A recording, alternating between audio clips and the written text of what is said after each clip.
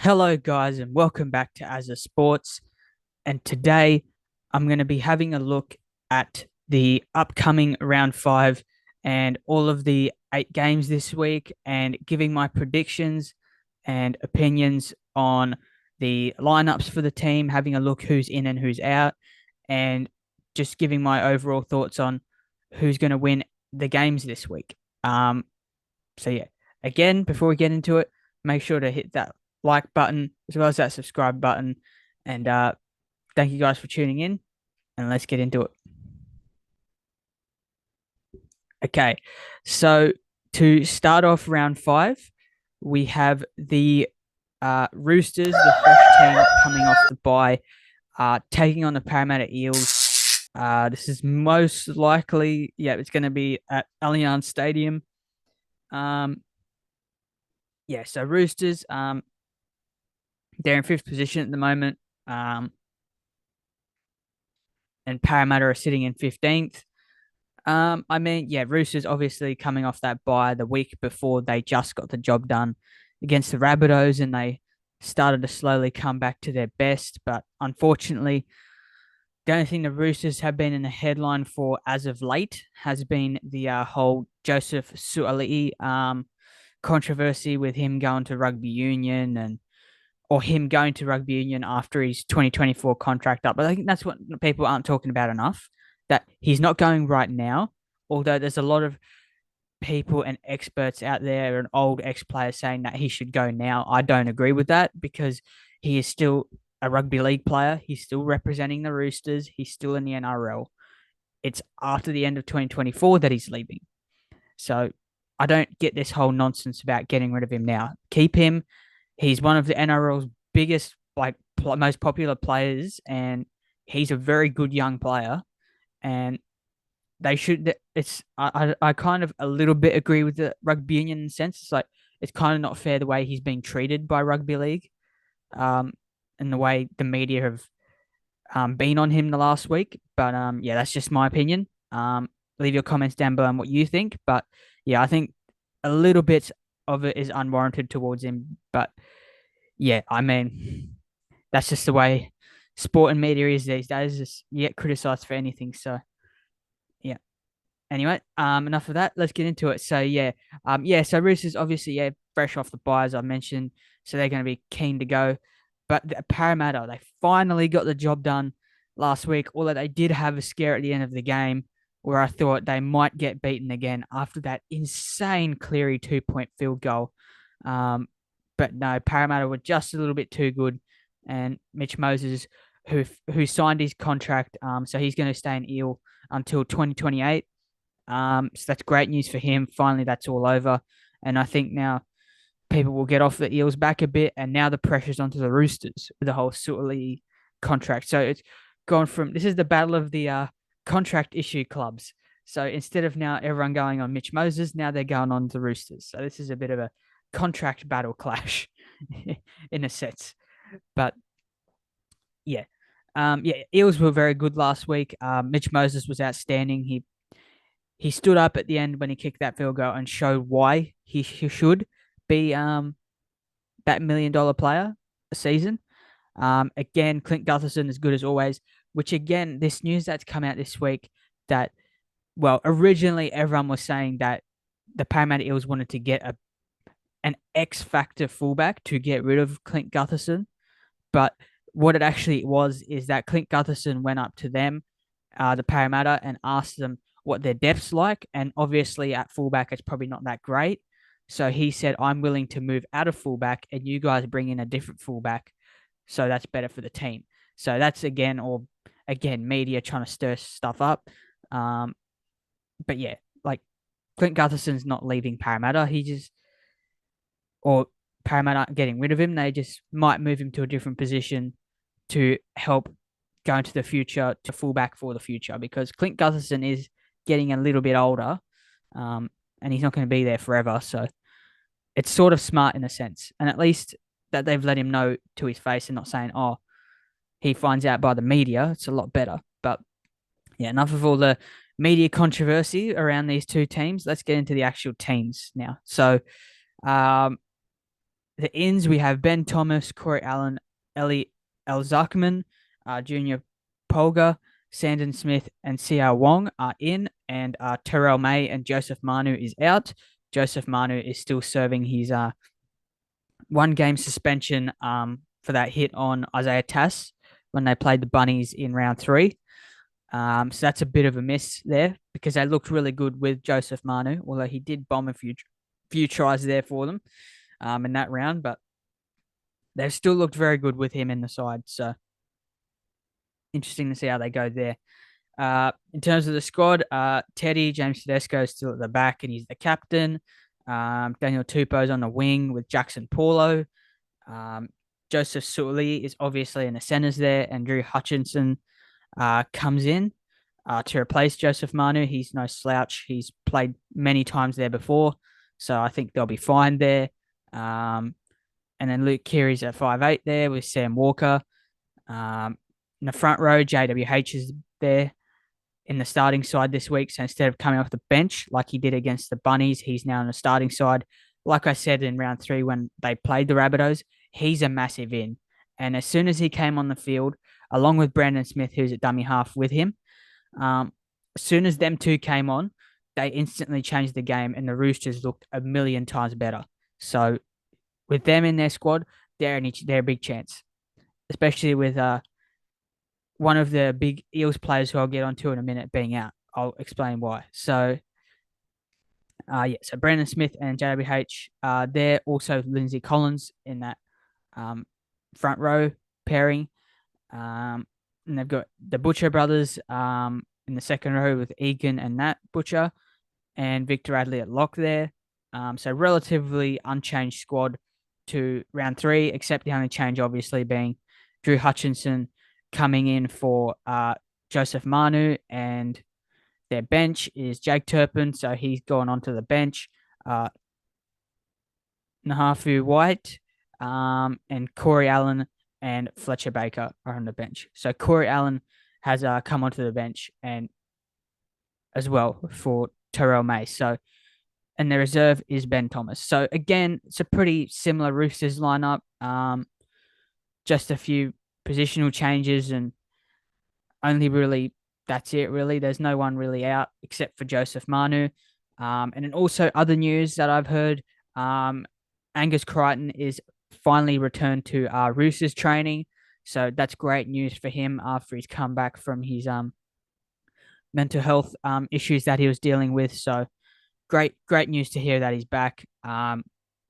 Even though I'm not a Roosters fan, I'm so glad for him that he's back, and I can't wait to see him back at the Roosters colours. So great news there for Angus Crichton and the Roosters. So great to hear that. And yeah, I think again, Roosters again, they're coming off a fresh bye. Although last week with Penrith, as we saw against the Eels, it didn't necessarily help. So, because we all thought, oh, they're fresh off the bye, they'll beat Parramatta, but Parramatta was still too good for them, even though they've already played 3 straight weeks. So yeah, I think in a sense that the buys early in the year aren't very helpful, really. I don't think they are because you're trying to be consistent and you're trying to constantly play. But if you're playing 3 weeks and you have a buy and then you're back again, it's not really allowing you to be consistent and find out where you're at because you're off 1 week, then you play the next, then you play again for a bit, then you're off again. Like, yeah. But that's just the way it is this year, scheduling wise, because the Dolphins have been added in and it's going to stay that way until another team comes in to even the comp back up. But yeah, Roosters should be good to go in this clash. On the other hand, the Eels are Hayes Dunster, Jack Murchie, Jeremiah Mamasia, Offahi Ogden, and Tony Mataele are in. And the out obviously being Junior Barlow with that late high shot late in the game last week against Zach Hosking. Obviously, he's serving, I think, I'm pretty sure it's 2 weeks he's out for. So that's a big miss for the Eels there because he's their pack leader. He's the best every week. Now, onto the Parramatta side, we got Clint Gutherson at the back there and the captain still. Sivo and Bailey Simonson are on the wings there, Penasini and Wonga Blake in the centres. Again, very solid back five there for the Eels. Relatively unchanged. In the halves, they've got Dylan Brown and Mitch Moses.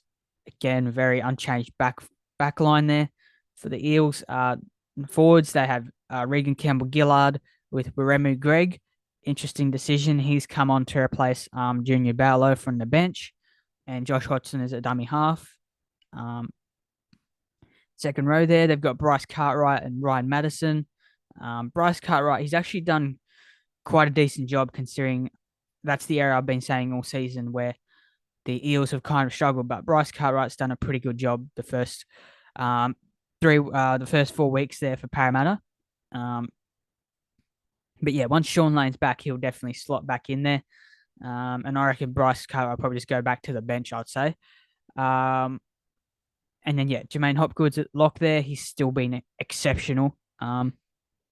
Easily one of the few better players that the Eels have had this year. Although, to be fair, as I've been saying, like the Eels actually haven't been that bad this year. Yes, they're down into the moment, so it doesn't look good. But you got to realize they've lost to Manly, the Sharks, and to the Storm. And all of those losses have been by 4 points. So they've been in every single one of those games. And if a few calls went their way or a few errors they didn't make, they would have won all those games. And right now they'd probably be 4 from 4. So we'd be saying completely different things about Parramatta. But I'm not sleeping on them yet. Like they're still a very good side, and this game will be very close, and they will bring it to the Roosters like they did against Penrith last week. But yeah, this is going to be a very good game. Nonetheless, and the bench there, they have Matt Dury on the bench there with Brendan Hands, the debutant from last week. He also scored, great for him. Jack Murchie and Makahisi Makatoa to round out the bench. And Jake Arthur is the replacement there for the Eels. I mean, yeah, both sides are relatively unchanged. Only outs really are Joseph Manu for the Roosters and Junior Barlow for the Eels. So, yeah, I mean, it's going to be a very tough game to call. Again, the Eels were very impressive last week. Mitchell Moses was exceptional. They seemed to play a lot better. Whereas the Roosters, obviously last week they had the bye. So they're coming fresh off the bye. It's going to be a home game for the Roosters. Well, I would say the safe bet is to go Roosters, but I'm sort of going a little bit towards Eels. But at the same time, I'm not really sure on this one because this is probably the toughest game of the round to predict, I would say, I think, because Parramatta were very good last week and they have been pretty good all year. And the Roosters, they've been a bit shaky to start the year, but they found their feet against the Rabbitohs. But then they had a bye straight after it. So now you would assume, like Penrith last week, they were going to be fresh. But I'm not 100% sure that they will be as fresh as what we think they may be. But I'm still going to go the Roosters. I'm going to go Roosters 1-12. I think they're just going to be a little bit too strong. I know Parramatta have been very good recently, but I think the Roosters, I mean, Junior Barlow being out, he is massive for them every single week. I know guys like Regan Campbell Gillard and Bryce Cartwright and even Jermaine Hopgood have been outstanding in the forward pack for the Eels, but Junior Barlow's a massive miss because he is an absolute enforcer for them. So they're going to miss him dearly in the middle there. And coming on to replace him is Weremu Greg, who's a bench player. So, and I'm just still not that strong on Parramatta's bench. Like, it doesn't look that impressive. Whereas if you look at the Roosters bench, it's a little bit, not by much, but a little bit better. But the starting 13 for the Parramatta is very good. But again, this is going to be a very close game. But I'm going to go Parramatta. Oh, sorry, I'm going to go Roosters 1-12 here. I think they're just going to be a little bit too strong. I think Joseph Suaalii, even though all the stuff he's been going through in the media last week or so, I think he's going to have a cracker of a game. And I would not be surprised if he comes out, makes a statement, and scores a hat trick or a double or something like that. But yeah, I think the Roosters there, 1-12, a little bit too strong for Parramatta. Um, yeah. Now on to the next game. We have the Canberra Raiders taking on the Penrith Panthers down there in Canberra. So obviously after the weekend, the Raiders slipped down to 16th, and the Panthers stayed in 7th after that 1 point loss to Parramatta, and the Raiders got a 12-point loss to the Knights. Um, yeah, I mean Raiders like they've just been so disappointing to start this year. They really have. Like, yes, they've been in most of their games, but their edge in particular, like last week against the Knights, as soon as they went to the edge, there was no resilience and they just went through way too easily. Defensively, their edge is really weak. Like, I'm about to go through their team here. So, Sebastian Kris is at the back. I'm sorry, but even on the weekend watching him, yes, I heard he played fullback in the New South Wales Cup, but New South Wales Cup is different to the NRL. So I really don't think he's a fullback. Um, then they've got Albert Hopewate and Harley and Jordan Rapana on the wings. So Jordan Rapana's finally back. So that's actually a big boost to the Raiders. But yeah, personally, I would swap Rapana with Sebastian Kris because at least Rapana's played at fullback before, and he's a bit more of a threat than what Sebastian Kris is. And Sebastian Kris has been a winger in the NRL his whole time. Um, and then Timoko, he's outstanding in the back there for them. He's very solid, doesn't defensively, he's probably their most solid in the outside backs there. And they've got Harley Smith Shields, who's defensively very poor because only a couple of weeks against the Sharks, he conceded 2 tries on his edge. And even last week, he was very average defensively. I think they scored 2 or 3 times down his edge too. So he's a very big weak link in their defensive line. He's going to be marking up against Stephen Crichton and Isaac Tungo, who Stephen Crichton has been immense to start the year for the Panthers. He scored already 2 or 3 of their tries for them this year. So he's a very tough player for Harley Smith Shields to handle. So he's going to have a nightmare night, I think. But yeah, personally, that back five is very weak for me. It really is. The only strong links I can see there is Tomoko and Rapana. But that's about it. The rest are very average. And even their halves, so Matt Frawley is staying in the squad. He's at 5'8", and Jamal Fogarty is back into the side. Last week he was a late withdrawal after he picked up an illness before the game, so it helps having him back for them. But yeah, Matt Frawley, again, he was pretty poor defensively too. The only highlight from him really is his 40-meter field goal. Other than that, he was pretty average. But yeah, that's also with Jack Whiten. He's been suspended for 2 games for those incidents against the Knights where he put a late hit on Jackson Hastings as he kicked the ball, and also a careless high tackle on Lachlan Miller when he was trying to get out of his in goal. So again, overall, that's a really weak backline from Canberra. It really is. Jack Whiten being gone is a massive hurt. That's a lot of their attacking spark gone. But they do get Jordan Rapana back, and Jamal Fogarty does come back into the halves as well. But other than that, it's very, very weak. I'm not a big fan of that backline from the Raiders. Now we get onto their strength, where they could match it with Penrith. Their forwards. So they've got Josh Papali'i, who came back last week. He was massive for them. Joseph Tarpany as well. He's just massive. He's a very good player for them every week.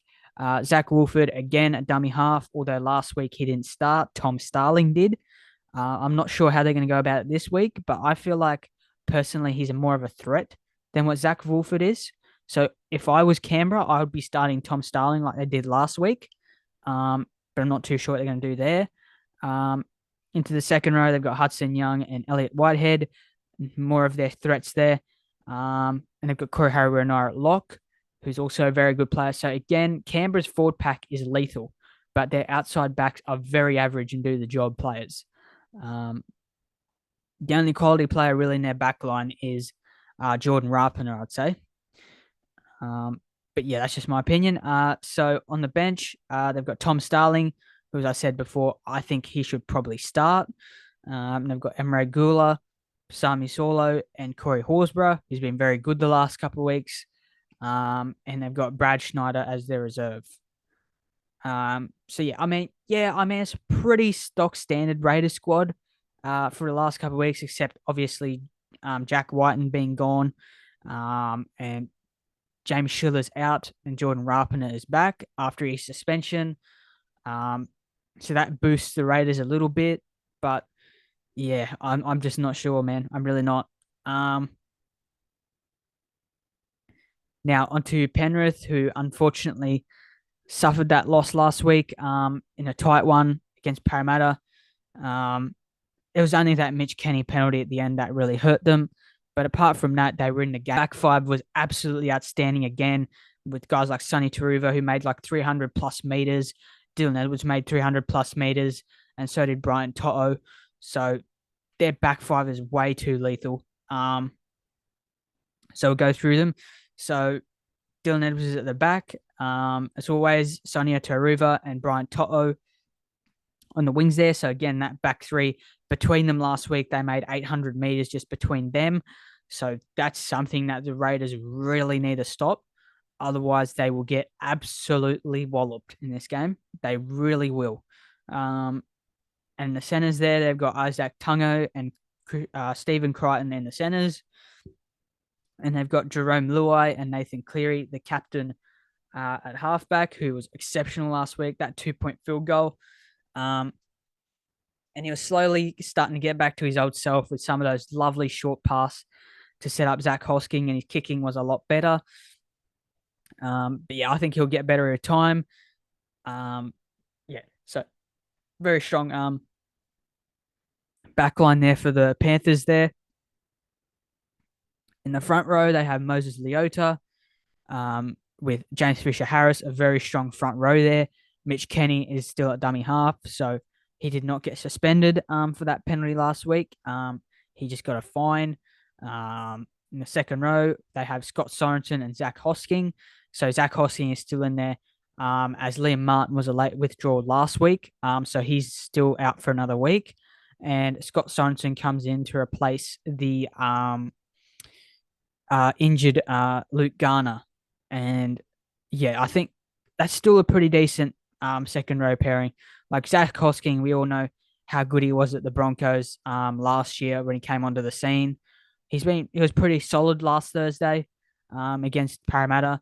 So I don't think they missed too much there. And Isaiah Yeo, who is at lock there, who also just recently signed an extension with the Panthers, so he'll be there until 2027, just like Nathan Cleary. So that's massive news for the Panthers there. He's an absolute beast of a player, so massive that they retained him. In the bench, they have Tyrone Peachy, who's come into the squad to replace the Sonny Luke, who's unfortunately out due to the HIA protocol. So that's Tyrone Peachy. I mean, he's no slouch. He's a decent, good little player. Although he does have some stupid moments in him, like errors and penalties and whatnot. But other than that, he's a pretty solid player. The rest of the bench is Lindsay Smith, Spencer Leniu, who's the best impact forward in the game. I can easily say that. And Jamin Salmon there. And the reserve is Matthew Eisenhuth. Yeah, so absolutely outstanding team there for the Panthers. Yeah, so the only real outs are Luke Garner and Sonny Luke. So they're replaced by Scott Sorensen and Tyrone Peachy. And for the Raiders, the only real outs are Jack Whiten, who's been suspended. Matt Frawley still stays in for Jack Whiten, and Jamal Fogarty goes to halfback. And Jordan Rapin is back for suspension. So what's his name? James Schiller is out of the squad. So yeah, I think this is very easy to predict. I'm going to go Panthers. I'm going to say they'll win by 16. Or no, I'm going to say they'll win by 14. I think they're just going to be way too strong for the Raiders. I really do. I know. Jordan Rapin is coming back, and he's massive for the Raiders. He gets them out of trouble a lot, and he's very good at it. But I just think Panthers are just going to be way too strong here for the Raiders. Like last week, their back three just made too many meters, and that's against the Parramatta side, who's got a pretty big pack, and they made quite a lot of meters. Um, so yeah, I'm just gonna say Panthers will be a little bit too strong. Raiders have looked really weak for me, um, particularly in that back five area. So I think they're in for some trouble. The Raiders for the next few weeks, they're in some trouble. So yeah, Panthers 13 plus for me. Um, yeah, it's going to be a tough one there, I think, for Canberra, but they will definitely lift being back at home just like they did against the Sharks. But I think Panthers will be a little bit too strong for them. Now, on to the next Friday night game. We got the Rabbitohs taking on the Melbourne Storm. Again, this will be a very good game. This is played at a core stadium, so the Bunnies' home ground. The second week there in a row there for them. Let's have a look through their squads. So Latrell at the back there with Alex Johnston and Isaac Tuitupo Thompson. So Alex Johnston actually is free to play, although I heard after the game that apparently he had a cork, so I thought he may not be able to play, but he's still named to play, so it looks like he'll be sweet. In the centers, they've got Isaiah Tass and Campbell Graham. Cody Walker at 5'8", Lachlan Lewis at halfback. In the front row, Daniel Saluka-Fafita is still at the front row there with Tom Burgess. Damien Cook is still at dummy half. He had an impressive game last week. I think he's really finding his feet again this year. In the second row, they've got Keon Kolomatangi and Jacob Host, and their lock and captain is Cameron Murray. The bench is Jed Cartwright as the utility, Michael Cheekham, David Marley, and Hame Sele, and Blake Taff is the replacement. So, yeah, I mean, that's a very strong Bunnies outfit. So Tavita Totola is still out. So Daniel Saluka-Fafita is still there.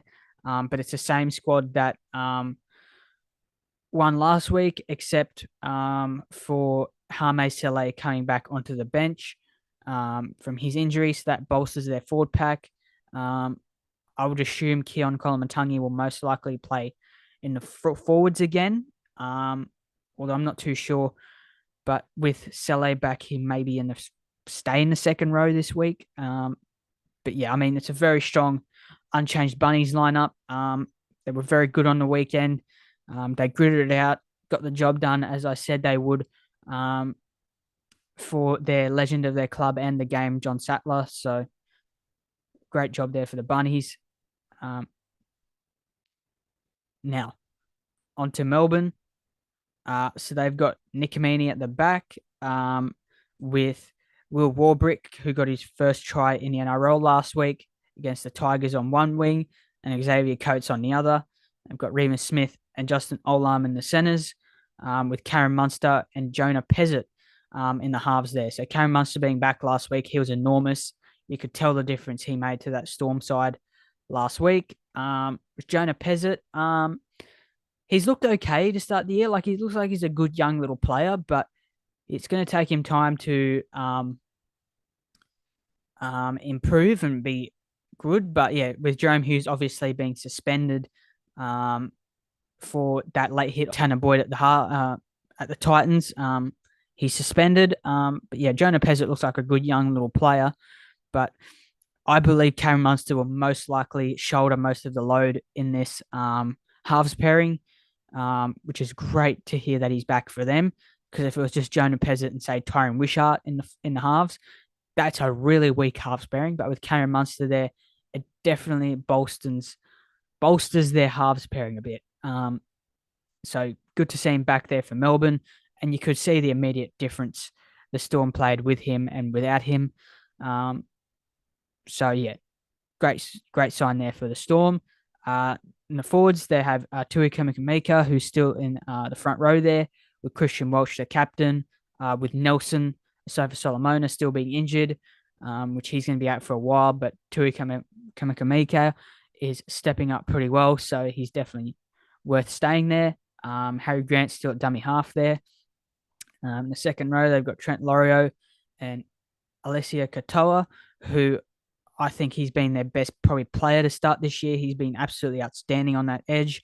He's been very hard to stop, and he just looked very, very good in their system. So he's a player to watch, and he's a very much a danger player for the Rabbitohs. And Josh King is still there at lock. The bench is Bronson Garlick, Alec McDonald, Tarek Sims, and Tom Eisenhuth. And their replacement player is Grant Anderson.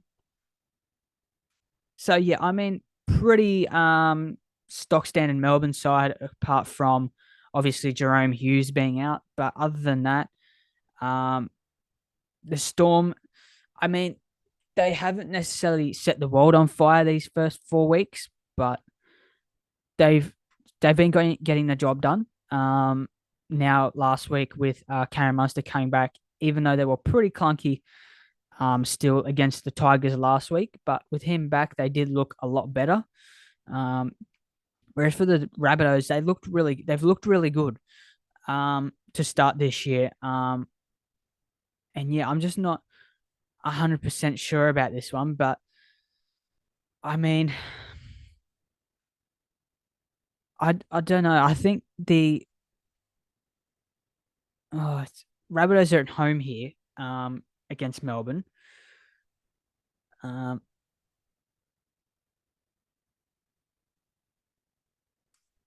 I'm not sure. I think um,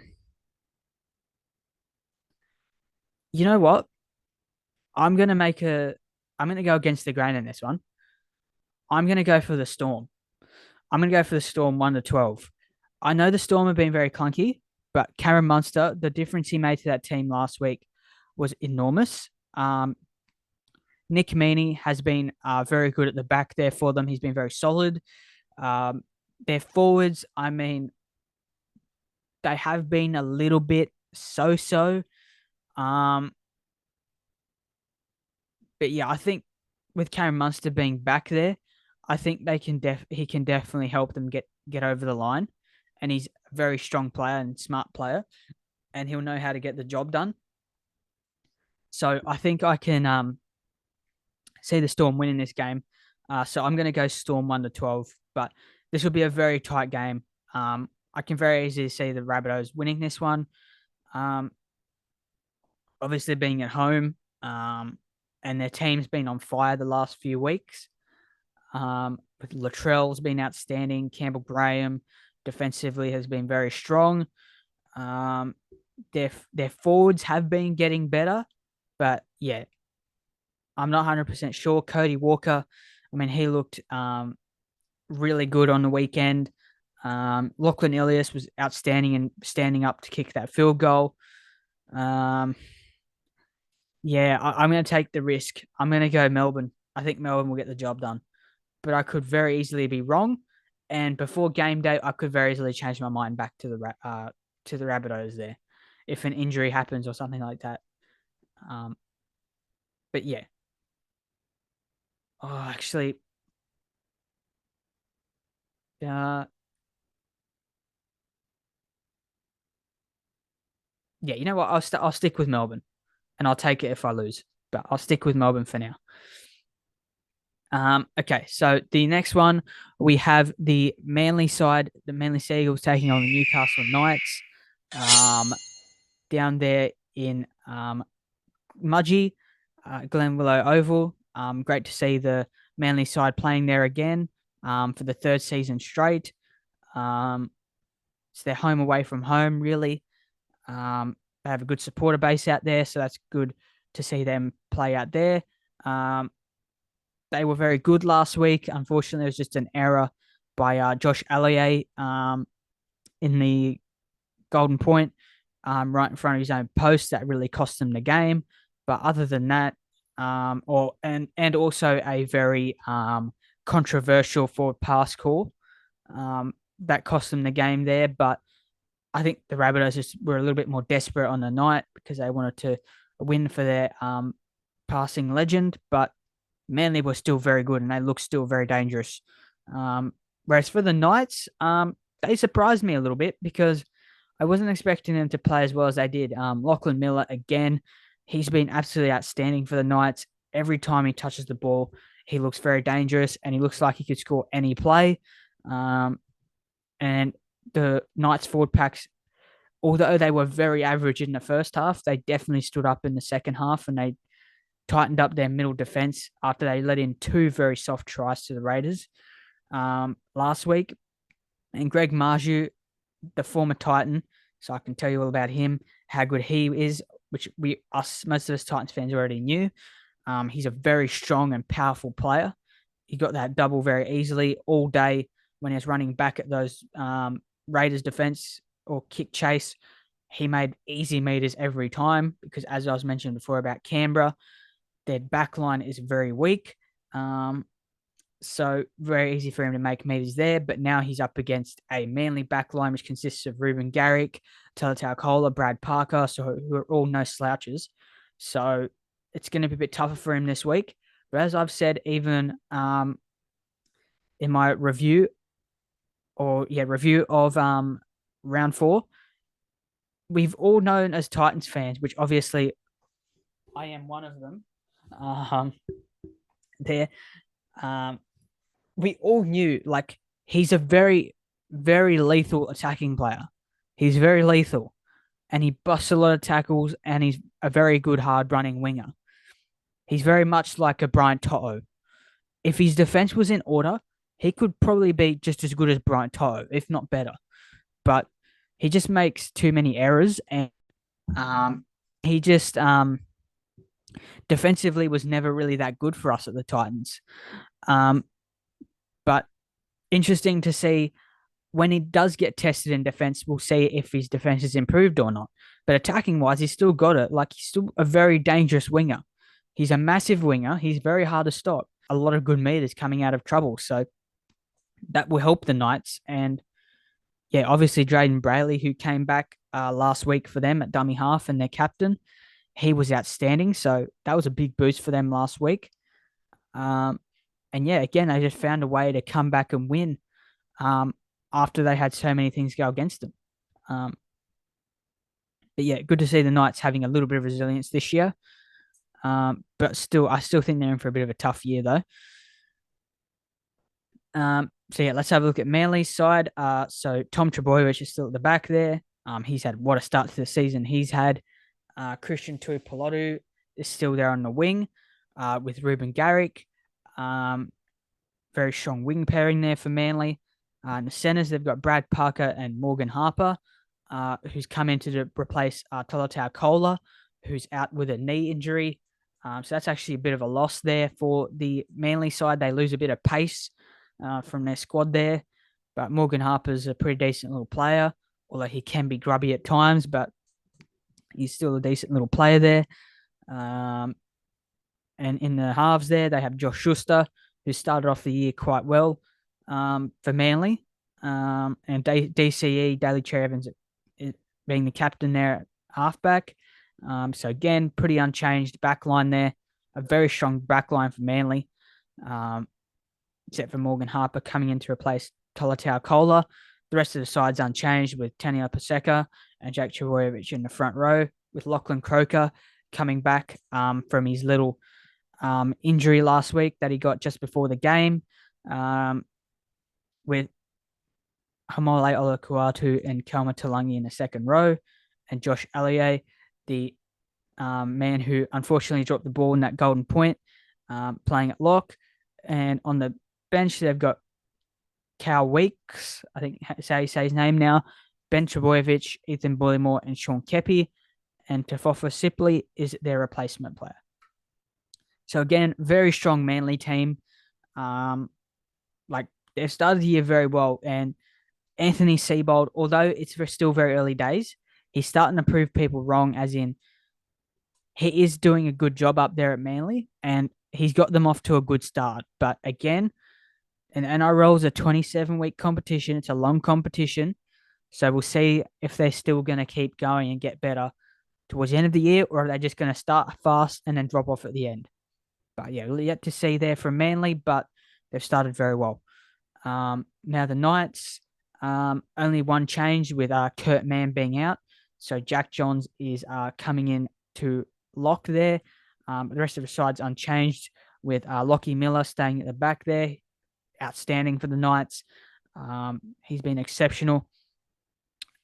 Just every time he touches the ball, he looks absolutely threatening. He looks like he could score any play, which gives the Knights that extra bit of threat when every time he touches the ball. And on the wings, they have Heimler Hunt and Greggy Marju, who still stays there from last week's effort, and Dane Gagai and Braden Best in the centres. Tyson Gamble and Jackson Hastings in the halves, who've done a pretty respectable job in the halves there, obviously with Kalen Ponga being down,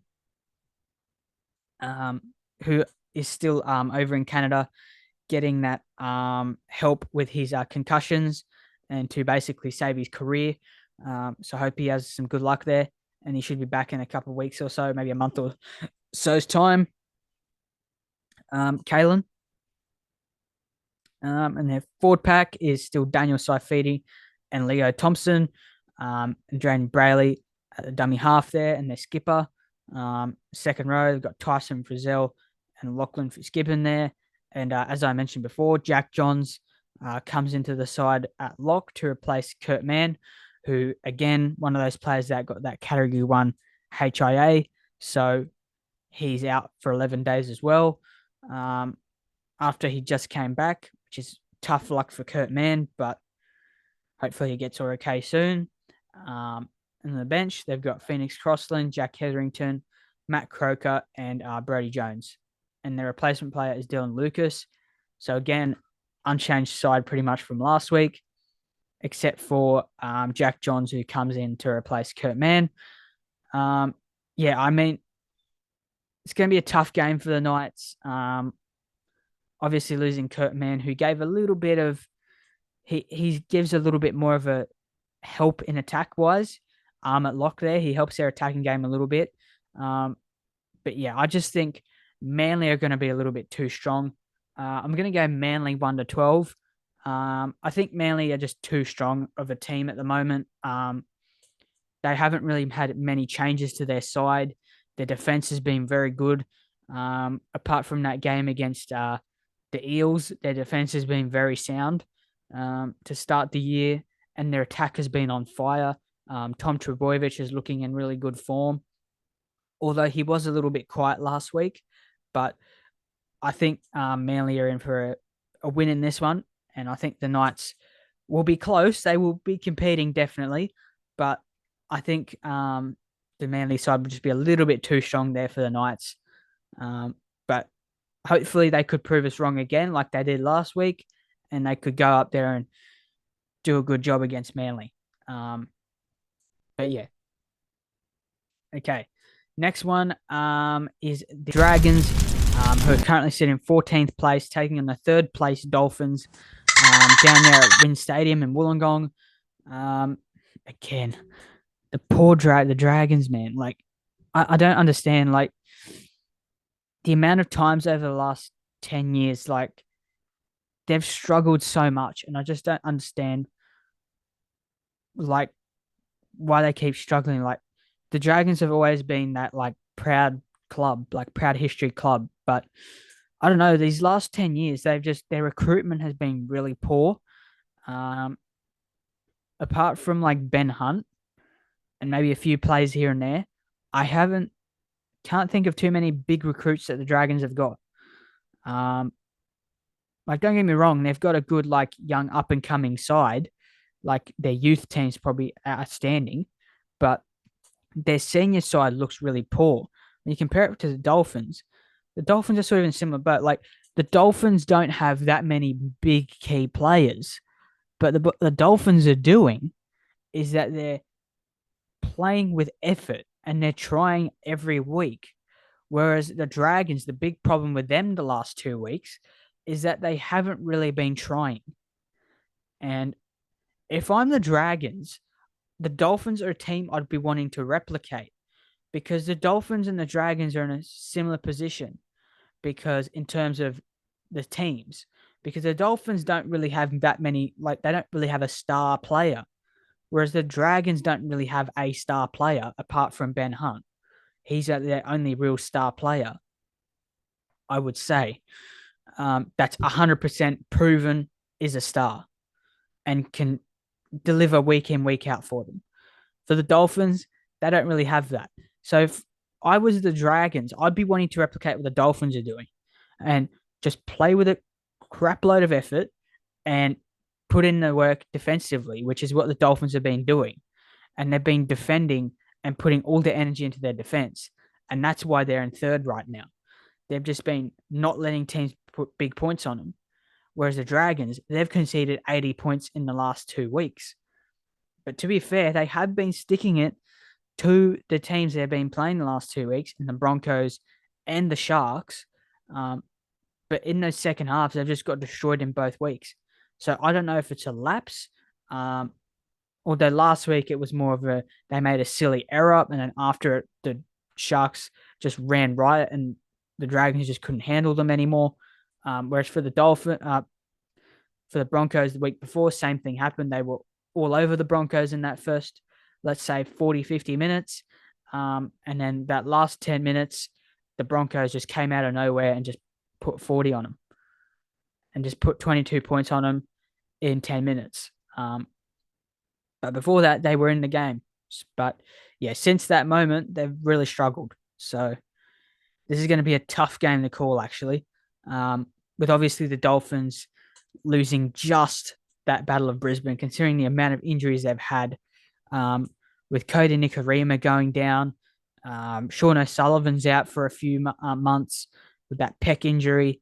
After he made that tackle on Payne Haas, which is unfortunate because he's been very good for the Dolphins. He's just been that steady ship type player. He's been very solid, doesn't do too much wrong, and he's not anything really fancy, but he just gets the job done for them. Tessinu is out as well. He had a leg injury on the wing there, which he played through bravely for majority of the game, and he also did make a try-saving tackle on Cobbo as well. So it's a massive, a few big losses there for the Dolphins. They also do have some massive ins, which I'll get onto in a sec. But first, I'll get in onto the Dragons lineup here. So Tyrell Sloan is still at the back, with Matt Fierney and Michaeli Ravalawa on the wings. And they've got Moses Sully and Zach Lomax in the centers. So again, they've got a very strong back line. But yeah, they just don't seem to be doing well at the moment. But we'll see how they go. In the halves there, they've got Jaden Sullivan and Ben Hunt, halfback, and he's the captain, obviously. Ben Hunt's been easily their standout. He's pretty much been carrying this team for the last few years since he's been signed. And yeah, so I've got to say about that, really. In the front row, they've got Francis Molo and Blake Laurie in the front row there, and Moses Mbai is still at dummy half. Again, that dummy half, like Moses Mbai, he's not really a threat, so that's one spot they're really weak for me. And they've got Ben Murdoch, Masilla, and Jaden Sewer in the second row there, and they've got Jack Bird at lock. On the bench, they've got Jacob Little, Zane Musgrove, Toby Couchman, and Josh Kerr. And their reserve player is Michael Molo. Yeah, again, like it's not a bad Dragons team, but it just lacks quality. It really does. They've just got a lot of do the job type players. They don't really have many quality stars that spring out and spark out at you. When you look at their team, apart from maybe Ben Hunt and maybe Zach Lomax, someone like that. But apart from that, they don't really have that many star players. And yeah, I mean, their whole situation just the last couple of weeks with the whole, again, Anthony Griffin coaching saga, and their defense the last few weeks has just been really poor. Um, so if they don't fix that anytime soon, they're going to be in big, big trouble. Um, but yeah, let's see how they bounce back from that flogging uh, last week at the hands of the Sharks. But I have no doubt they want to bounce back and prove a point. But yeah, now to the Dolphins here. We have the Hammer at the back. He's probably been their star player to start the year, I should say. He's been outstanding every week for them, as well as Jermaine Asako, who is starting to find back his 2018 form. He's on one wing with Jack Bostock, who comes in onto the wing to replace the injured Tessie New, with Ewan Aitken and Branko Lee in the centers. And they've got Isaiah Katoa and Anthony Milford there in the halves. Isaiah Katoa is at 5'8" there, and Anthony Milford goes to the 7. Um, Obviously, with Sean O'Sullivan being out, and Isaiah Katoa is back into the squad, which is great news for the Dolphins. Anthony Milford, I mean, I thought he was decent last week, but he's not really a halfback for me, but we'll see how he goes. In the front row, they've got Jesse Bromwich, the skipper. Excuse me, with Herman Sasa, who comes into the side. Um, Interesting to see him in there, but we'll see how he goes because he's always been more of a bench type player. But interesting to see how he goes. Um, and another big back in for the Dolphins. They've got Jeremy Marshall King, who comes back into the 9 there. He's a massive back in for the Dolphins. He's been very, very good to start the year for them around the ruck. He's been very dangerous. So see how he goes and see if he continues that good form for them after coming back from suspension.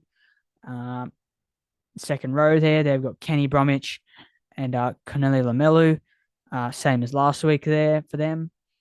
And Tommy Gilbert is still there at lock. So obviously, Felice Kafusi is still out. He's out for 4 weeks, so he won't be back for a couple more weeks yet for the Dolphins after his suspension. But I thought Corneli Lamelu did a decent enough of a job there. Now their bench, they've got Jared Wallace, the GOAT, Mark Nichols, and Ray Stone and Mason Teague to round off their bench. And Pasasa Farmasili is the replacement play there for the Dolphins. Yeah, I mean, it's a very tough game to call because the Dolphins, yes, they played very well last week, but they do have some injuries, although there are some players coming back. Whereas the Dolphins, whereas the Dragons, they've been really poor defensively in second halves, in both their second halves, the last 2 weeks, conceding 80 points in 2 weeks.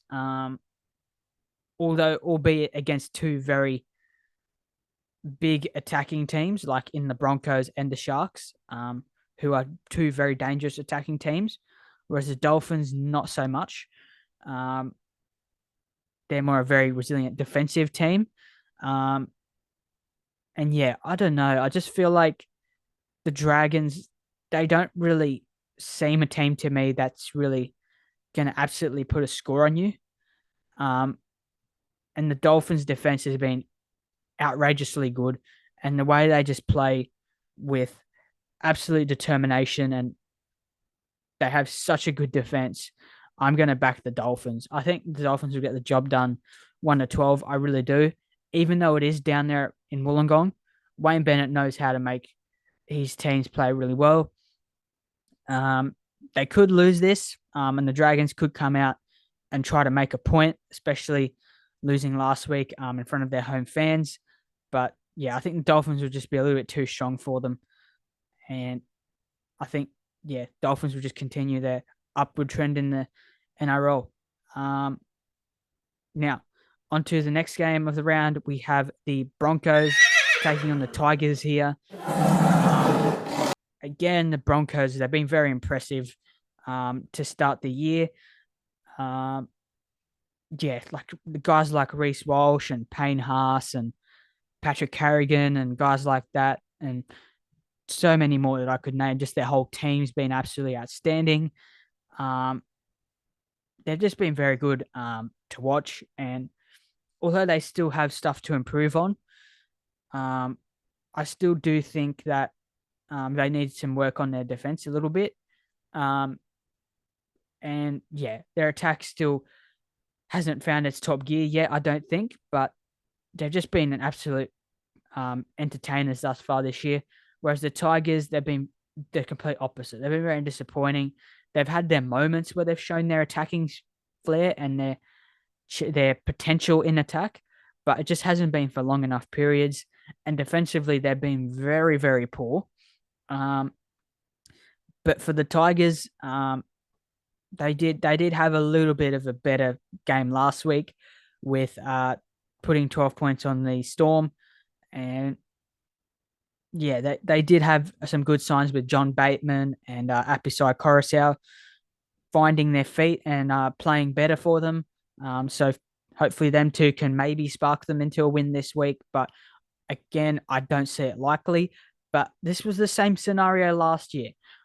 This is where the Broncos rot actually started. So this was the game where the Broncos, very much like this one, they were all up. They were the better team. Their attack was outstanding.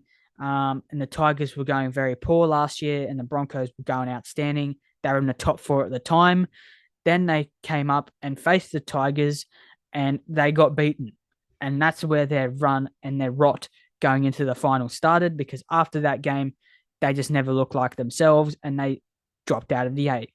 And the Tigers, although they still stayed at the bottom and got the wooden spoon, they at least showed signs of improvement.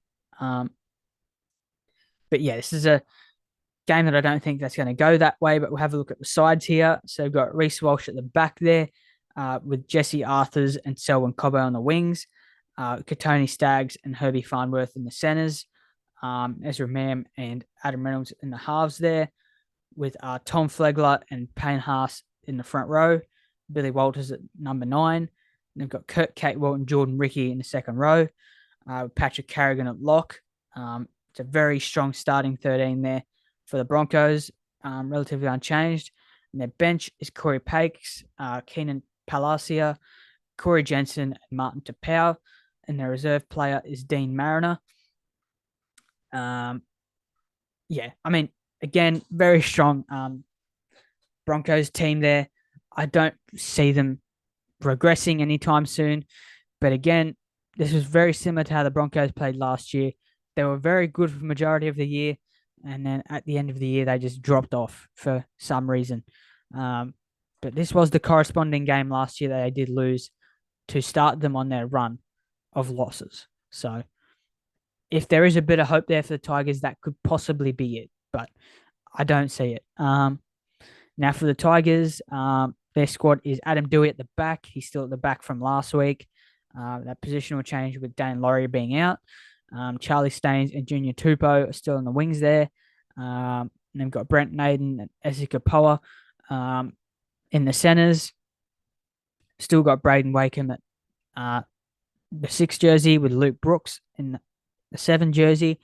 In the front row, they've got Stefano Tukumanu, David Clemmer, with the skipper, Apisai Coruscant, playing at dummy half, and Isaiah Papali'i and John Bateman in the second row there, and Fanua Pole coming in to play at lock. And their bench is Jake Simpkin, Alex Twalt, Justin Matamau, and Stafford Toa to round out the bench. And Sean Bloor is the replacement player there. So yeah, pretty similar team there for the Tigers. Again, I just don't see the Broncos losing this game. I really don't. So I'm going to tip the Broncos 13 plus. I think the Tigers might get an absolute smoking here. But I do expect the Tigers to start the game well. I really do. But I just don't see them getting the job done. I really don't. Their defense has really struggled this year. And although they are starting to slowly find their feet in attack, their defense is really struggling. So I think the Broncos will just be too good for them. And I think this could be an absolute blowout. So I'm going to put Broncos 13 plus. Um, Now, on to the next game. The first Sunday game of the week. We have the Sharkies taking on the Warriors here. This is going to be an absolute cracker of a game. Like the Sharks are starting to find their feet with Nico Hines, who came back last week and put on an absolute clinic against the Dragons. And the whole team looked absolutely outstanding, and they look like a completely different team to the first 3 weeks um, while Nico was out. So they're on absolutely great guns at the moment. Whereas the Warriors have just been going from strength to strength in the first 4 weeks.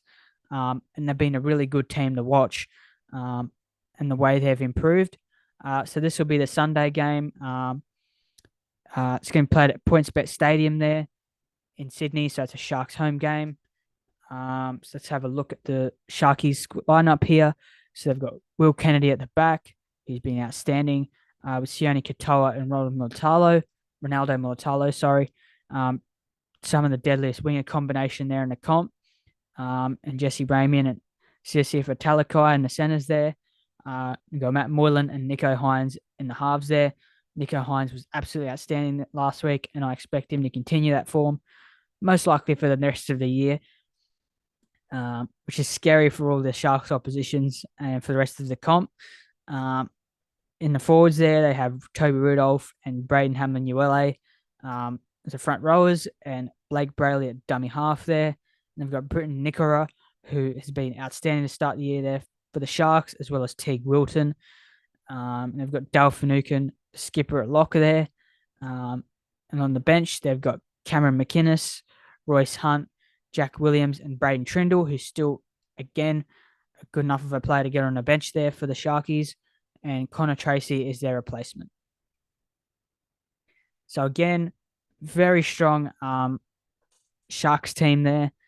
Yeah, I don't see them losing this game, but again, this is going to be a very strong game for them, considering they're coming up against the Warriors team that has been very good defensively this year, which we haven't really associated with the Warriors in the past because they've been struggling a lot defensively for a long time. But attacking wise, they've always been a threat. But they've just never seemed to be able to get it together. But now they have the squad that's been able to start getting it together. So yeah, I've been very impressed with the Warriors thus far this year. So let's have a look at their team. So they've got CNK at the back there. He's been massive for them since he's come back. And they've got Edward Cossi and Marcelo Montoya on the wings there. And they've got Viliama Valea and Adam Pompey there in the centers. Relatively unchanged backline there. And they've got Ronald Volkman, who's coming in for Tamari Martin, who's gone down injured. He's actually a bit of a loss because he's been very good there for the Warriors to start the year. But Ronald Volkman, interesting to see how he goes. He seems like a good young little player there for them. So let's hope he can play decently there for the Warriors. And they've got obviously Sean Johnson there at halfback. He's been starting to find back his 2011 days. He's going very well to start the year there for the Warriors, and he's just doing a very good job for them at the moment, and he's leading his team very well. In the forwards here, they've got Adam Fanua-Blake and Bunty Afoa, who are in the squad here. Again, they've started the year very big there, and some of the reasons why the Warriors have been going so well because their forward pack has been very on the front foot in most games, and they've been very dangerous. And Wade Egan has come back into the squad this week after his injury. So he's going to be replacing Freddie Lussick from last week. I thought Freddie Lussick did a decent job last week. So good to see Wade Egan back there for the Warriors. He started off the year very well for them. In the second row, they've got Jackson Ford, who started the year very well for them as well, along with Murata Niokore. And Tohu Harris has been named to play a lock, but he has got an injury, so I'm pretty sure he will not be playing. But if he isn't, I'm more than likely sure that a guy like Josh Curran will more than likely probably replace him. Um, yeah, interesting to see whether he's able to play or not. But again, he's been solid as always for the Warriors. And on the bench, they've got Dylan Walker and Bailey Sirinen, Jazz Tavanga, and Tom Arley. And as I mentioned before, Josh Curran is the replacement player. So yeah, I think again this is a very good game. To start to slowly finish off the round here in round five. Um, yeah, I think the Sharks will be a little bit too strong here. I think the Sharks get the job done. I think 1-12. Um, but again, this will be a cracker of a game considering how good the Warriors' defense has been to start the year. And on the other hand, how good the Sharks' attack was last week with Nico Hines coming back. I think he's going to possibly put on another clinic. Who knows? But I'm very keen to watch that battle between Sean Johnson and Nico Hines. And obviously the battle between the two forward packs. But yeah, this could be potentially maybe the game of the round. But yeah, let's see how they go there. But yeah, I'm going to go Sharks 1-12. I think they'll be a little bit too strong in this one. But yeah, should be a cracking game. Now, on to the last game of the round. We have the Doggies taking on the Cowboys down there at Accor Stadium. So this is a Bulldogs home game. Again, this is a very tough game to call. The Bulldogs, they've shown signs of improvement the first few weeks, but they've been sort of a hard team to read the first few weeks because attacking wise they look good, but defensively I'm still not 100% sure about them just yet. But in attacking wise they look fine. But yeah, we'll see how they go this week. The Cowboys, they did get the job done in the end, very unconvincingly against my team, the Titans, who I'll get onto next. After I've discussed this game, yeah, I thought the Cowboys, they don't look like their former selves. I really do think they've lost their surprise factor, which I think they had last year. Like every team now knows that the Cowboys are good, and it's just kind of seemed like they've lost their edge a bit. They've lost their mojo a bit. They did sort of find it a little bit last week, but they did struggle until the 72nd minute to put away my boys, the Titans, who obviously, as I've been well noted, we've lost our half our spine 20 minutes into the game. So they could have very easily, probably should have put a score on us, but it's a big credit to my team's resilience and my team's defense. So yeah, it's a struggle to get a read on the Cowboys at the moment. Yes, they beat an injury-ravaged Titans, but they probably should have put a lot more of a score on us than they did. And they themselves did look very clunky in attack themselves. And defensively, they've been weird to read this year. So both these teams to start this year have been very hard to read for me. So this is going to be a hard game to predict. It really is. So let's have a look at the sides here. So for the Doggies, they have Hayes Perham at the back there with Jacob Carraz and Addo Carr in the wings. Both of them have been immense to start the year for the Doggies. They've been outstanding. Then they've got Jake Averillo and Paul Alamotti in the centers. And they've got Matt Burton, the skipper, at 5'8", along with Kyle Flanagan. He's a decent enough of a backline there. Again, I still think Kyle Flanagan's a weak link in the spine. But yeah, that's just my opinion. I still think he's not quite there yet as a half, but it's going to take time for him, just like it does with most halves. But yeah, interesting to see how he goes this week. Now, onto the forwards, they have Max King and Ryan Sutton in the front row there with Reed Marnie, the dummy half. He's been very good to start the year for the Doggies. And the second rows here, we have Viliami Kikau and Jacob Preston, who have both starting to find their feet now, and both have been very impressive to start the year here for the Doggies. And they've got Raymond Fatala-Mariner um, at lock there. And the big headline coming out of this game, probably this week, is Josh Reynolds, the son of Belmore, has come back to the Bulldogs and he will be on the bench. So great to see him back there for the Bulldogs. Um, and yeah, it's just great to see him back and interesting to see what role he comes on to play. But good to see him back there. And we'll see how he goes. Um, Now, the rest of the bench is Corey Waddell, Franklin Pele, and Jaden Ockenbaugh. And Jackson Topany is their replacement player.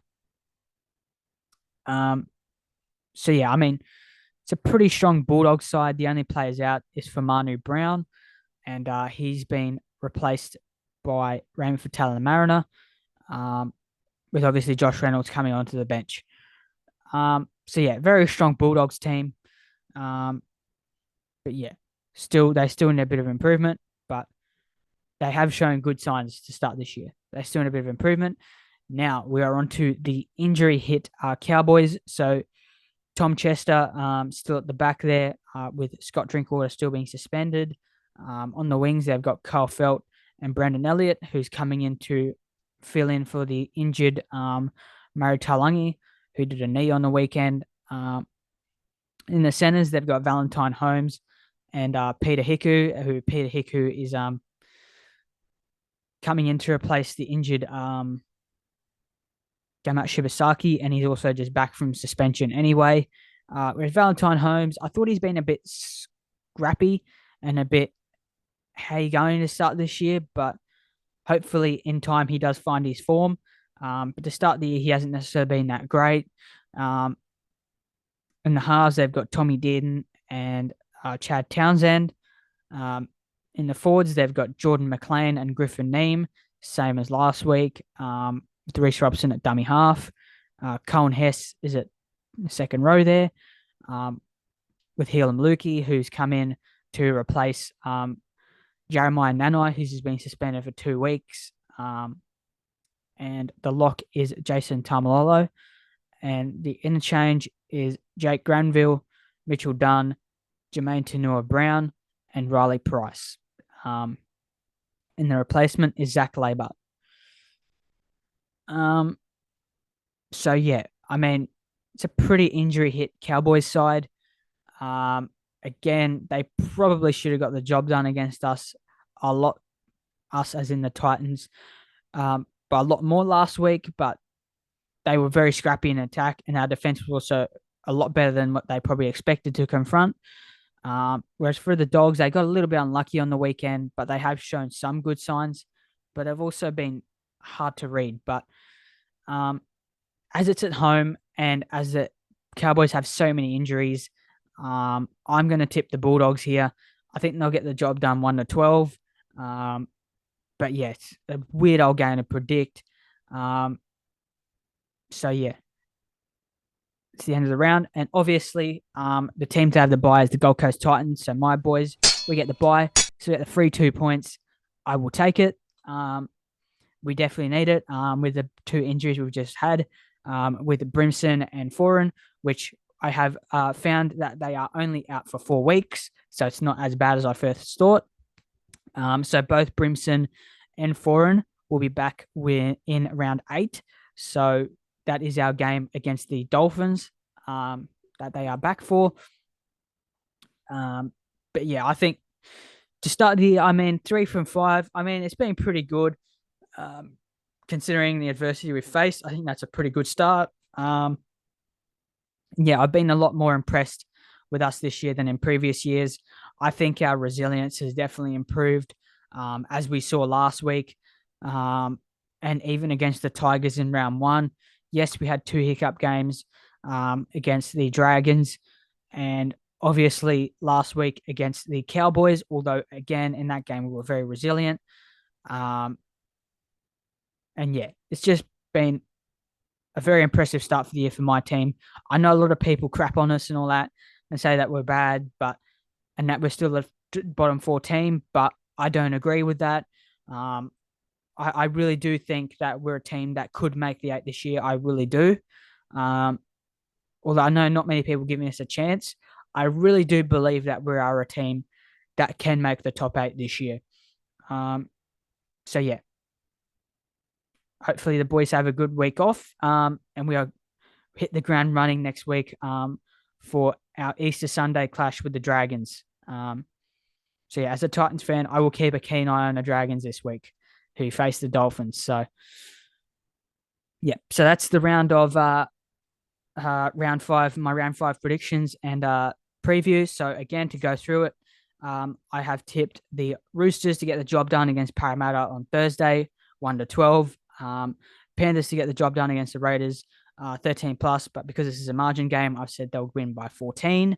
I have tipped the Storm to upset the Rabbitohs here, 1-12. I think the Storm with Munster back are going to get the job done just over the Rabbitohs. And then I've got the Seagulls to beat the Knights 1-12, the Dolphins to beat the Dragons 1-12, Broncos to beat the Tigers 13 plus, and the Sharks to beat the Warriors at home 1-12. Although that's going to be a cracker of a game, and the Bulldogs to get the job done at home against the injury ravaged Cowboys 1-12, and obviously the Titans to get the bye, so we get the free 2 points as well. So sweet. Yeah. So thank you guys for watching. If you stuck this far, make sure again like and subscribe if you're liking the content and if you made it this far.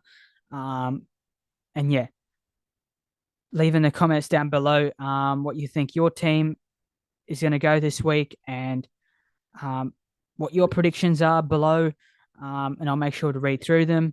And yeah, thank you guys for watching. Remember, up the Titans, and yeah, I'll see you my next one. So, see you guys.